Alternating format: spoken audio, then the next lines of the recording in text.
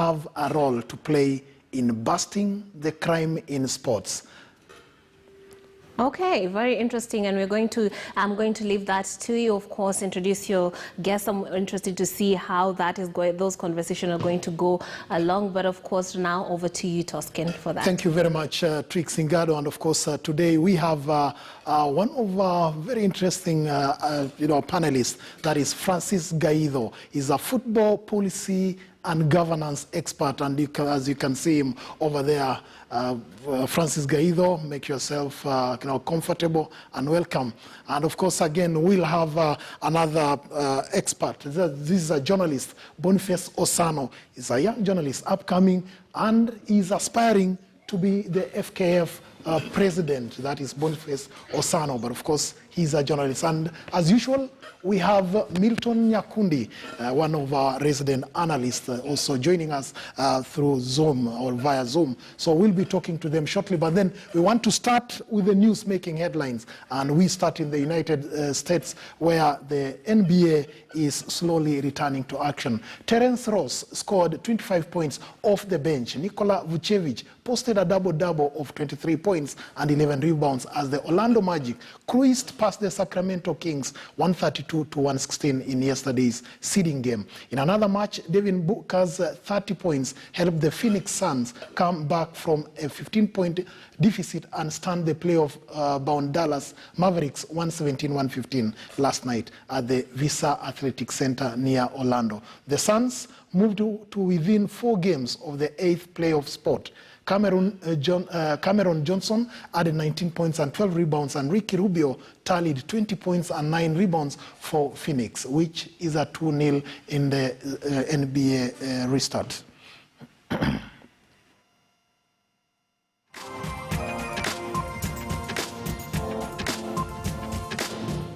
In golf, we have the news that Justin Thomas reclaimed the world #1 ranking yesterday by out-dueling defending champion Brooks Koepka down the stretch to win the WGC St. Jude Invitational by 3 strokes. Thomas, who began the day 4 shots off the lead, fired a 5-under par 65 final round to thwart Koepka's repeat bid and take the title at the TPC Southwind in Memphis, Tennessee, on a 72-hole total of 13 under 267. The 27-year-old American became the 3rd youngest US PGA Tour player in the past 60 years to reach the 13 career wins, behind Tiger Woods and Jack Nicklaus, and just ahead of Rory McIlroy.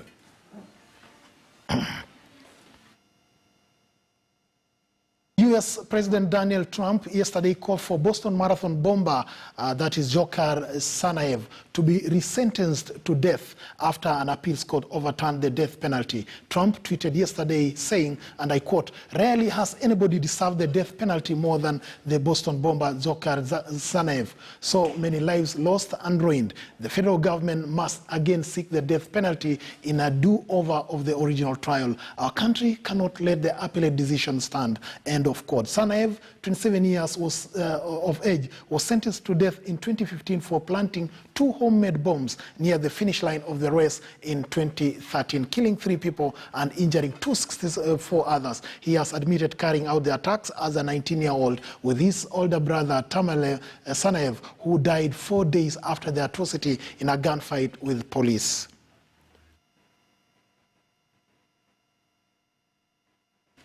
In Syria, that is the Italian championship, Lecce were relegated from Syria after 1 season in the top flight yesterday, as dramatic season both on and off the pitch in Italy came to a close. Fabio Levarini's side lost 4-3 at home to mid-table Parma, but would have dropped down to Serie B even if they had won, as relegation rivals Genoa thumped Hellas Verona 3-0 in a match that saw 4 red cards, including one for Verona coach Ivan Juric. Ciro Immobile of Lazio, with 36 goals, was the top scorer in Serie A. Cristiano Ronaldo of champions Juventus was second with 31 goals, while former Manchester United striker Romelu Lukaku was the 3rd top scorer with 23 goals for Inter Milan. Now, we move to Zurich, where Gianni Infantino can remain FIFA president and should not be forced from power while under criminal investigation. That is World Football's governing body saying on Saturday. A Swiss special prosecutor opened a criminal case into Infantino's conduct on Thursday over his meetings with the country's Attorney General, who has been leading a sprawling investigation into football corruption. In a statement, FIFA said there's nothing preventing the president from performing his duties and that he will continue to fully assume his functions within FIFA. Swiss Attorney General Michael Lober has offered to resign over the case that centers on 3 meetings he had with Infantino in recent years, including one that he hadn't disclosed and claimed no memory of. Now, and that is where we come down to today's discussion, and it's all about crime. And if you can see from there, we are asking the question, does Kenya's DPP have a role in combating criminal activities in sport, especially back home here? With the unfolding events in Switzerland surrounding Infantino, we've seen that the embattled Infantino has been asked to step aside, that is FIFA President Gianni Infantino. And now prosecutors have, over the past years, burst and prosecuted criminal activities in sport. We ask the question again, does Kenya's Directorate of Public Prosecution have a role to play back home here? If they do, is the DPP well equipped to fight crime in sports in Kenya, or does the Directorate even understand what goes on in sports? To discuss this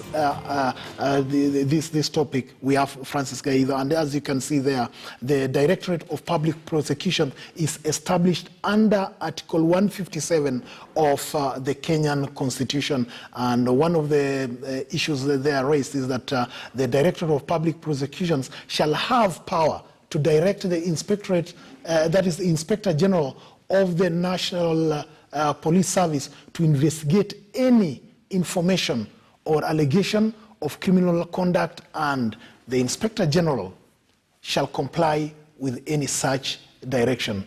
And also under that act, it says that the Director of Public Prosecution shall exercise state powers of prosecution and may institute and undertake criminal proceedings against any person before any court that's other than the martial court, in respect of any offense alleged to have been committed. It goes on and on, setting out what the Directorate of Public Prosecutions can do. And now, I bring into this discussion those 3 gentlemen: Francis Gaido, who is a football policy and governance expert; Milton Nyakundi, a seasoned journalist; and of course, again, Boniface Osano, who has, by the way, expressed his interest to become the Football Kenya Federation president. They'll be here to exchange, to give us what they think of what is happening in FIFA, and if the same can be applied here. I want to begin by asking Francis Gaido to bring us up to speed. What is happening in FIFA? Because we've seen the statement saying that Infantino can still continue to be the president. Your view?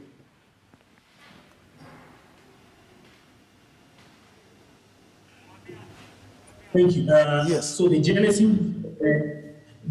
genesis of the current FIFA case began in 2018 when somebody called Rui Pinto hacked very many computers of prominent football people in what is infamously referred to as a football leaks. So what happened is that he had hacked very many top senior football officials' emails, and then he collaborated with journalists. They call themselves the European Collaboration of Journalists, led by German newspaper Der Spiegel, and they started serializing all the linked emails, which have brought up cases against leading football figures, including footballer Cristiano Ronaldo, for tax evasion and rape. It has caused a recalibration of the entire football industry. So the first email, I think, was probably leaked in October 2018, and Gianni Infantino had secret meetings with the Swiss prosecutor, who is Michael Lauber, where it is suspected that they were meddling with the cases so that they can influence the outcome. And that is why we are where we are. Michael Lauber was investigated by the supervisory authority of the Swiss judiciary. He was found guilty because of that particular offense. And last week we had him resigning at first, and a special prosecutor, an extraordinary prosecutor called Stefan Keller, was appointed by the Justice and Justice Commission of the Parliament, which is like our equivalent of Justice and Committee in Parliament. And they appointed a special prosecutor called Stefan Keller, who just 2 days after Michael Lauber's resignation announced that he has formally brought criminal proceedings against Gianni Infantino, against a prosecutor of somewhere called Upper Valley, who was mediating the meetings. And finally, he applied to have the immunity of the prosecutor, Michael Lauber, lifted so that he can be able to prosecute him. So that's why we are where we are. Yes, you can proceed. Very, very interesting. And Milton Nyakundi, it seems that we are not, or FIFA or the football world is not yet out of the woods since the 2015 busting of FIFA officials in Switzerland, and they were charged by the US Department of Justice. And now we are looking again at the success of Blatter coming also under fire, under a lot of questions, Milton.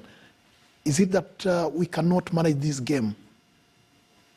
Well, Robin, I want to begin by saying that it is quite unfortunate that we are having what I would call criminal activities in football, especially in this country, and the authorities, despite having the inherent powers, have not picked cue from what happened in 2015 in the United States and what has now happened in Switzerland. So I want to say this, like you aptly put it up there.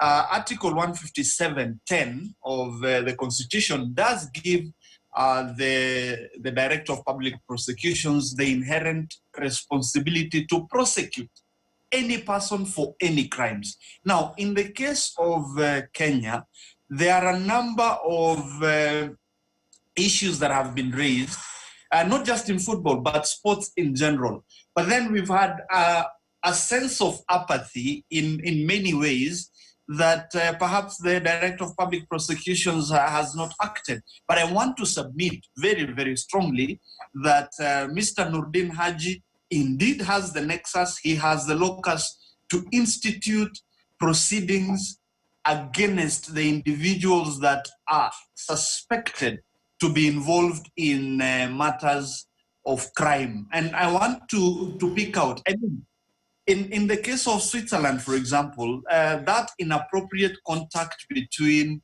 Mr. Gianni Infantino and Michael Lauber has led us to where we are. And now criminal proceedings are happening. In the case of Kenya, I do believe strongly that we have every reason that the football honchos in this country have made inappropriate conduct of themselves in how they have managed their finances, in how certain transactions have been done, and I do believe that Mr. Nordin Haji has every reason, picking from the example of 2015 in the United States and now what is happening in Switzerland, to institute or direct that Inspector General of Police and all the other legal instruments probe or investigate the conduct of some of the officials involved in sport in this country. I think I would want to, I know Francis would really want to see this happen. I honestly do not believe that Gianni Infantino should continue exercising the powers of the president of FIFA, because then he is facing criminal investigations. Just like it happened with Sepp Blatter and Michel Platini in 2015, I honestly believe that the Ethics Committee of FIFA needs to act and apply the same stick that was applied on Blatter and Platini and others in the past. Okay. Boniface Osano, you've declared that you want to become the president of Football Kenya Federation, and we've seen the elections are stalled, and they've been back and forth, pulling within the corridor of justice and also the federation itself. Now, looking at FIFA, whatever is happening there, and you now want to become the FKF president, journalist as you are, do you think that what has motivated you to start thinking of that is the kind of the inappropriate behavior that we are seeing in FIFA and is being replicated here in Kenya? Do you think we have that kind of behavior, and would you root for the Director of Public Prosecutions to take over some of the inappropriate behaviors we see?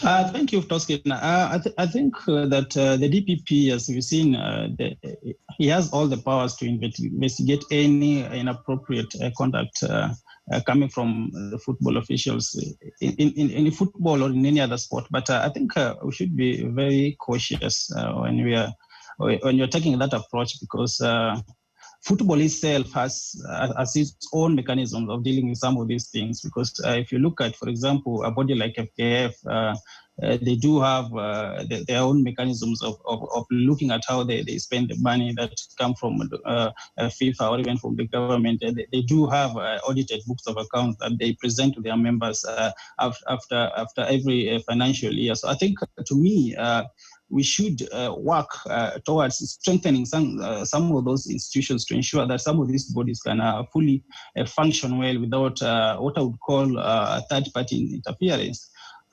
Because where we are at the moment, I don't think it really warrants that we bring in somebody like the DPP to come and get himself involved in some of these investigations. Because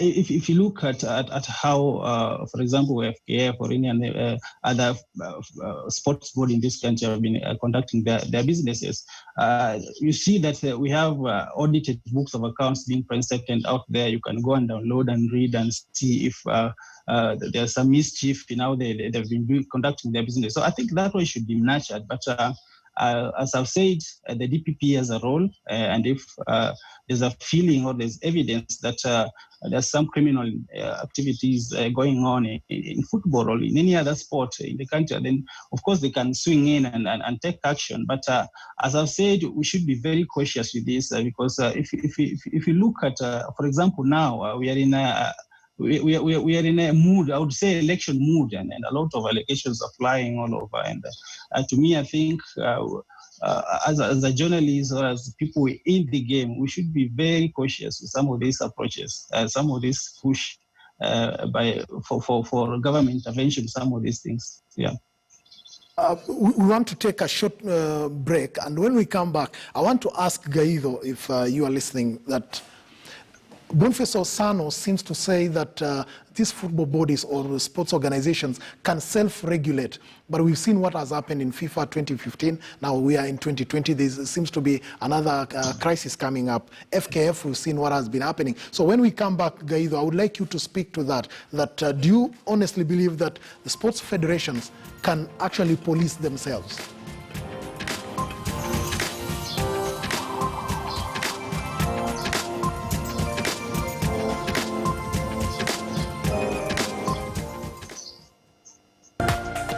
This is KTN News.